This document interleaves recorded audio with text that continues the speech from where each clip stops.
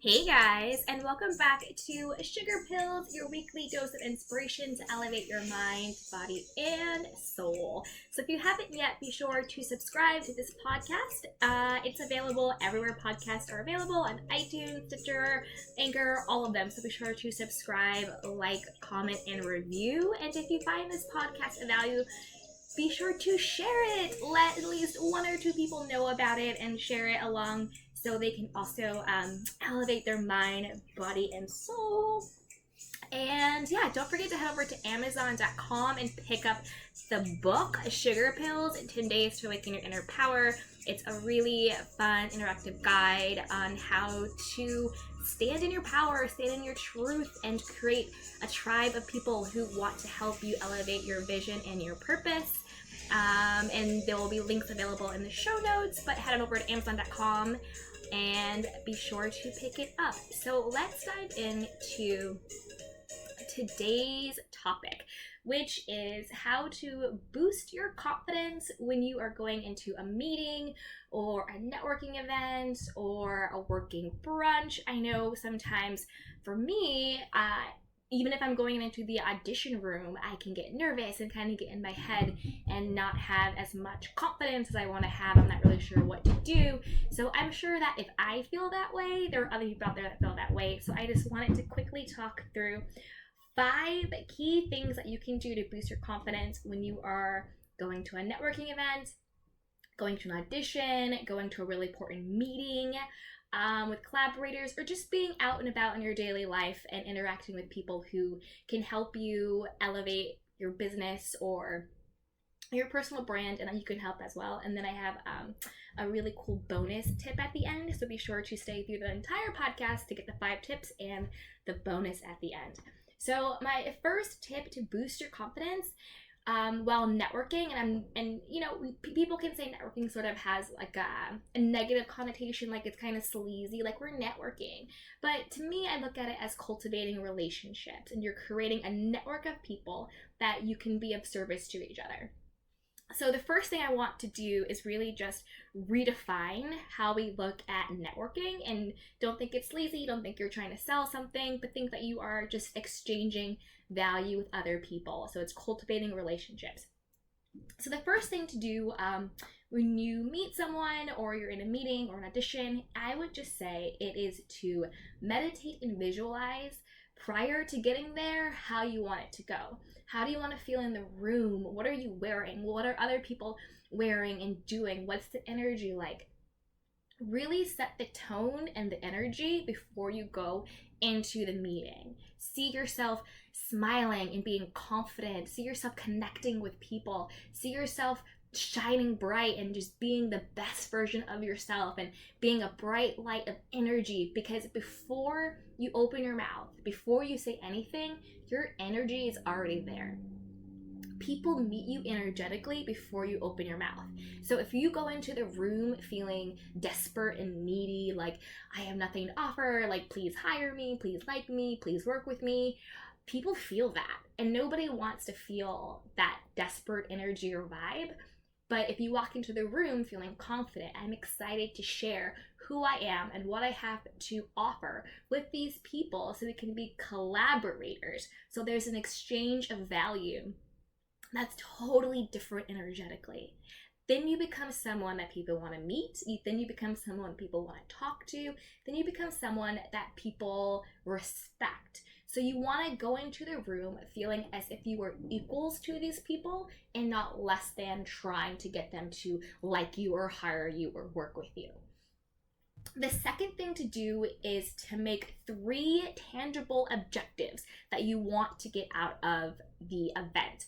For example, if you're going to, a networking cocktail event, what are 3 objectives you have? That one objective could be to get 3 business cards from people that you met, to exchange business cards with 3 people that you met, so you can make a genuine relationship with them, and then you have their information and the power to follow up with them later on. That's one objective. A second objective could be, I'm gonna go and I'm gonna be powerful and I'm going to be confident, and I am just going to prove to myself that I can stand on my own in a room of people and introduce myself. Like me, I'm an introvert. So it's actually really, really hard for me to just go up to people and introduce myself to them. So I have to make sure that I push and prep myself and kind of put on this persona when I am at networking events to go out and to introduce myself, say hi, exchange business cards, be friendly, and smile, and remember to be present. So it's not that I'm standoffish, I'm just introverted. So I have to make sure to make an objective of mine is to put on my extrovert hat, smile, connect with people, and meet with people, because that's why I'm there. Another objective could be one that isn't necessarily what you're going to get in the room that day, but my objective of this networking event is to get a TV deal. My objective of this networking event is to get an agent. My objective of this networking event is to make a new friend. So it can even be a future objective that you're planting the seed for at that networking event. But when you go into this space, having tangible objectives in your mind, it makes you way more focused and centered when you're there. And it also gives you a purpose. It makes you feel purposeful, like I am in the room for a reason. The third thing that I would suggest to do, or tip, is to practice your intro. One thing that really trips people up when you're in a room with people and you're networking or whatever it is, it's like, introduce yourself, go around the room, tell us who you are. That can be really trippy. Like, imagine like you are at an event and you have someone who introduces themselves and they tell you 20 different things that they do. You remember 0 of it. So you want to make sure that you're very concise when you're introducing yourself, because you don't want to overwhelm someone, because you want to make sure that you are memorable and you don't confuse them. So when you are clear on who you are and what you offer, other people are clear on who you are and what value you add. So a good formula for this is always say your name. Some people introduce themselves and they don't even give their name, which is bizarre to me. But always say your name. Then include what you do, like what you offer, what your value is. And then be sure to do what you're looking for. So this does 3 things. 1, it's your name. So you're connecting with people. People can remember you and they can find you. Another thing is you are saying the value that you add to that person. And then you're ending with the value that person can add for you. Because again, you don't want to go in just feeling like, please help me, please work with me. We're equals and we're going to exchange value for each other. So here's my name, here's what I offer, and here's how you can help me. For example, when people ask me to introduce myself, this is the formula that I use. Hi, my name is Candy Washington. I'm the founder of 1214 Media Productions, and we create inspiring content across digital and publishing platforms. We're currently developing our first television series, and we are actively looking for collaborators who are passionate about bringing stories to life on the small screen. Boom. You have my name, you have what I do and what I offer, and you have what I'm looking for. So I would practice that. Write it down, say it in the mirror, say it to yourself, say it to a couple of friends. So by the time you're at the event, it just rolls off the tongue and people can remember you, they know what value you add, and they know how they can be of service to you. The 4th tip that I have is do your research on who's in the room and how you can be of service to each other. So if you're going to an event and there's a panelist, make sure you research the panelists. What are their job titles? What do they do? What companies do they work for? So then you can ask engaging questions that are personalized. If you meet other people in the room and you happen to have a list of who's going to be in the room as attendees before you go to the event, be sure to research those people. So you know exactly who to target and who to introduce yourself to, and you already have a couple things like, oh, Sally Johnson, you work at Netflix. Oh, that's so cool. I actually have a really great idea for a streaming show. I would love to grab your business card and we could follow up and talk. So that person is impressed because you did your homework, you're professional, you know what they have to offer, and you know what you have to offer them. So do your research.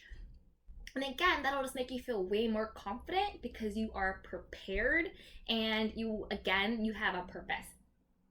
So the 5th tip is to stand in your power. So you're the most powerful person in the room because it's your experience. So regardless if you're in the room with producers and directors or executives or business people or whatever industry you work in, if you're in the room with these people doing these crazy, amazing things, remember that your presence is still a present. You are the most powerful person because you control your experience. You control if you are going to be proactive and introduce yourself to people. You control if you're going to do your research. You control if you're going to show up confidently in your whole power and know that you are of value and you are there to exchange value with the people there. You're not there looking for a handout. You are there looking for an exchange of value. And you can stand in your power. You can meditate, you can journal, you can do all sorts of things. Say your I ams to really stand in your power and know who you are and have your confidence. So remember to bring that intention in the room, that you are the most powerful person in the room, regardless of what your title is, regardless of how much money you make, regardless of any of that. It is your experience. So you control it. Therefore, you are the most powerful person in that room. Do not give away your power to anyone. So those are the 5 tips to boost your confidence when you are going into a meeting, a networking event, an audition, any big event where you're really looking to connect with collaborators in a way that can really elevate your career and your life. So the first one is to meditate and visualize and make sure you see how you want to show up energetically, you see things going your way, and just really already have that experience in your mind. Second, make 3 objectives so you have a purpose while you're there, 3 tangible things that you want to do and get out of that experience. Third, practice your intro. Make sure you share your name, what you offer, what your value is, and then what you're looking for, how someone can partner with you. Fourth, do your research on who's in the room and how you can be of service to them so you feel prepared and confident. And then 5, stand in your power and remember that you are the most powerful and important person in that room. And my bonus tip is to follow up and follow through. So if you go to these events or you go to whatever you're doing and you get business cards or you get LinkedIn links or whatever it is, make sure to follow up. It's not enough just to go show up and wait for someone to email you or wait for someone to remember you. Follow up, email them. Follow them on Instagram, follow them on Twitter, do a LinkedIn request. With the people that you made these connections with, it is your job to follow up with them. It is not their job to follow up with you. So again, you are the person who is in charge of your experience. So when you get the business cards, you connect with these people, follow up. And don't forget to follow through. So say you're like, hey, I have this really cool pitch. I would love to send it to you. Blah, blah, blah, blah, blah. And they're like, okay, great. Send me a link. Send me the deck. Send me whatever it is. Follow through. Send it to them. Don't let the ball drop. Follow up and then follow through on whatever it is that you're supposed to give back to them. So there you have it.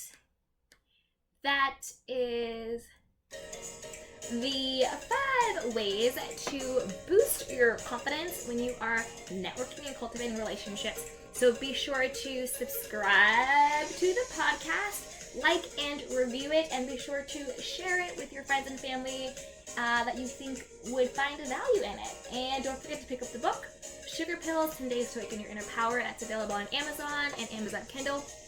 Head on over to candywashington.com to see what else we're up to, and be sure to follow me at Candy Washington on Instagram, Facebook, and Twitter, and send me any questions or comments and what else you want to hear about. So yeah, click that subscribe button. Bye guys!